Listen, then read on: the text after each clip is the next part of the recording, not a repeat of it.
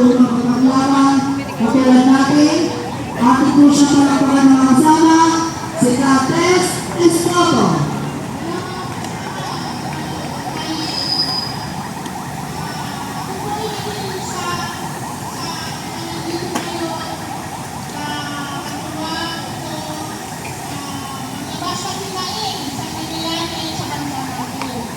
Nagpapasalamat din ako kay Congressman Leandro Ligarda University dahil sa kanya yung boses natin na nagkakaisa ay mapapakinggan na Congress at ng Senate. Ako po, ang ilaw ng tahanan, nandito ngayon sa inyong harapan upang maglabas ng saloobin dahil ang minimum wages ay hindi na po talaga kasya ng bawat pamilyang Pilipino. Sa pagtaas ngayon ng gasolina, ang naalala nila ang ating mga driver, mga transportation lamang. Paano naman itong mga ilaw ng tahanan na humahawak ng budget? Ano na ang mabibili? Ano na ang makakain? Paano tayo mabubuhay sa ganong kataas ng gasolina? Kung ang 55 na lang ang presyo, hindi, kulang na nga, hindi na sapat. Ito pa kaya more than 100 na ang presyo ng 1 litro ng gasolina na yan? Kayo, Congress! Kayo ang boses ng mamamayan na nandito na 10 araw na! Nagsakripisyo! Naglabas ang mga hinaing! Bakit hindi nyo pa kami pinapakinggan?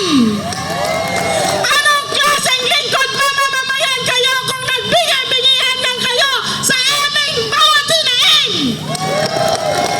Anong klaseng lingkod bayan kayo kung hindi nyo na magampanan ng aming mga hinaing? Mas mabuti pa lamang bumaba na kayo sa pwesto. Baka ang papalit sa inyo matugunan ng aming bawat hinaing. Pababain ang gasolina para lahat ng mamamayan ng buong bansa ay makinabang. Hindi sa ilan lamang na nakakatanggap ng mga ayuda. Kasi lahat naman kami damay sa pagtaas ng presyo ng gasolina. Okay lang ba sa inyo ang papakain namin sa aming mga anak, mga noodles? Lugaw! Hindi masustansyang pagkain! Parang pinapatay nyo na ang bawat pamilya ng mamamayan ng bansang ito. Ano na ang magagawa nyo? Bakit puro impeachment na yan? Hindi kami mabubuhay dyan! Unahin nyo ang mga kalan ng sigmura namin! Pababain nyo ang gasolina!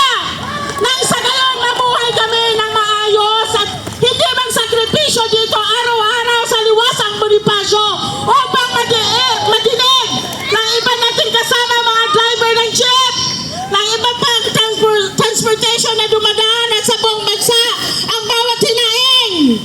Kaya laking papapasalamat ko talaga kay Congressman Leandro Libeste sa panukaya niya tanggalin ang excise tax, ang mga taxes na yan dahil pahirap yan sa ating mamamayan. Gayahin nyo ang mga Asian na mga kapitbahay natin. Wala namang ganito. Walang mamamayan na nagsakripisyo para manawagan. Kasi ang mga lingkod bayan sa kanila, kung saan nakikita kung ano ang dapat nilang gawin. Bakit Congress, Senate, wala kayong action? Ang tagal na, buwan na ang nakalipas sa crisis na to. Hindi nyo pa dinidinig ang bawat hinaing namin.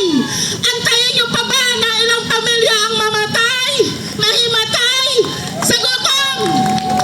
Kailan pa tayo pakinggan? Kung 1/4 na lang ng pamilya na to ang mabubuhay. Naway pakinggan nyo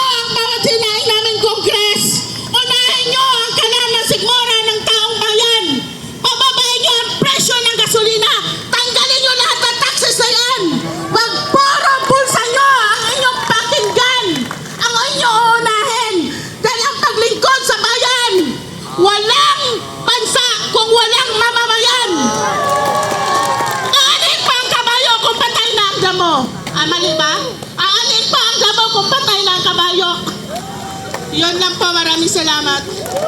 Maraming salamat po, Kates. Ngayon po itawagin po natin ang bawat leader ng ating bawat grupo. Tinatawagan ko po ang leader ng Naptoda na si Kapilo.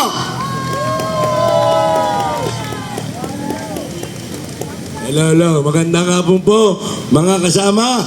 Ngayon din po sa nakakarinig sa akin dito sa Liwasang Bonifacio. Bumaba po kami dito upang ihain ang aming mga alalahanin sa Kongreso, sa Senate. Nandito po pala ang samahan ng magtatricycle, mangingisda, magsasaka at kabataan. Kaya po kami pumarito ay para po makiusap sa inyo na tingin nyo naman ang aming hinahin sa inyo. Buti na lang po kami at merong kasanggang isang kongreso na tiga First District, si Leandro Ligarda Libiste. Sir, salamat po. Saludo po ang First District sa iyo. Dahil ikaw lang ang kailangan namin mahihirap. Kailangan pa ba nating magkaisa katulad ng Luzon, Visaya, Mindanao? May magising kayo, ginagawa na tayong tanga. Ay gusto sila lang ay yayaman tayo papatayin. Aba, ay ari ba sa atin yung ganaon? Ay hindi kami nabayar mga tigalae. Aba, kaya kami hindi aalis dito sa Liwasang Bonifacio hanggat kami buhay, hanggat kami may hininga at kaya pa namin magsalita. Yan ang tandaan nyo. Ba, mga tigang-kongreso, magising naman kayo. Senate, pare-parehas na kayo eh. Oo. Tagalog ang pinag-uusapan natin, hindi English. Huwag nyo sabihin hindi nyo naiintindihan. Kayo ay binuto namin upang kami paglingkuran. Nung kayo ay nakampanya, ang gaganda ng salita nyo. Nung kami naniwala sa inyo, ay anong nangyayari ngayon? Oo. Pabulok na ng pabulok.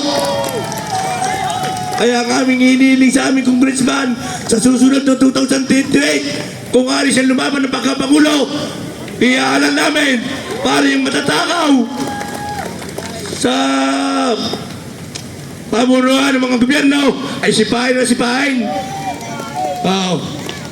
Ay sigurado naman mananalo yung aming congressman ay sa dami na mahihirap sa buong Pilipinas ay lahat ay natutulungan. Pag binaba niyo ang lies, tinanggal niyo ang bat, sinong makikinabang? Di ba't kaming mahihirap? Maraming salamat po mga kasama. Maraming salamat po, Kapilo, sa iyong napakagandang mensahe. Meron po itawagin po natin ang ating Pangulo nating lahat, pinuno nating lahat, ating pong palakpakan, si Ka Eddie. Magandang umaga o magandang hapon na pala sa inyong mga kasama. Nandito na naman tayo, nagpapahayag tayo sa ating mga damdamin. Sana pakinggan tayo ng Kongreso ang hinaing ng mamamayan sa unang distrito ng Batangas. Una-una sa lahat, kung walang malakas na tumatayo sa Kongreso, wala kami ngayon dito. Pangalawa, ang suporta ng aming Kongreso ay dinadamayan sa unang distrito ng Batangas sa pangunguna ni Leandro Ligarda Libiste. Mabuhay ka, Congressman! Nandito kami ngayon dahil sa suporta mo bilang mamamayan sa unang distrito ng Batangas. Dahil ang mga sa Kongreso ay natutulog lamang, hindi sila nagigising. Siguro pag sila nagising, wala na silang hininga. Sana po